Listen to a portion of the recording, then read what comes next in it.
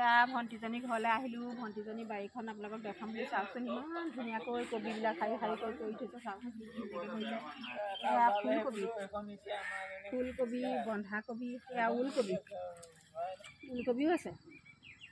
এয়া মটৰ মাহো লগাইছে নেকি? অঁ ধুনীয়া হৈছে বাৰু। ব'লক আৰু পিছফালে আছে, পিছফালৰখিনি দেখাম। এয়া আলু খেতি চাওক, ইমান ধুনীয়া হৈছে আলুখিনি। বৰ ধুনীয়া হৈছে দেই আলু। এজোপা খান্দি চাব পাৰোঁ নহয়, ৰচোন চাওঁ লাগিছে নাই আলু।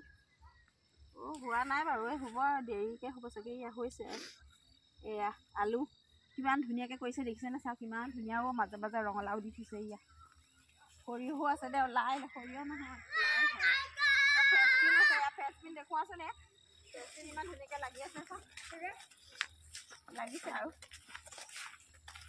ছিঙিব পৰা হোৱা নাই, হৈছে তথাপিতো ছিঙিব পৰা হৈছে। খুব ধুনীয়া হৈছে দেই, কিন্তু বাৰীখন বহুত ভাল লাগে।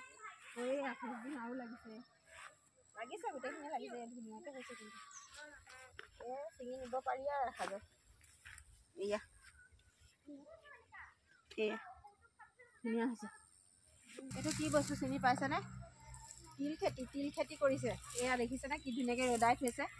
এয়া আমাৰ পিঠা খাবলৈ, তিল পিঠা খাবলৈতো এইটো বস্তু লাগিব। এয়া তিল, এয়া এবাৰ কোবালে কিজনী দেই, বেছি ওলোৱা নাই বাৰু, হ'লেও আৰু আছে ইয়াত, আকৌ কোবাব চাগে, ভালকৈ শুকোৱা নাছিলে নেকি। এয়া তিল গছ হয়, তিল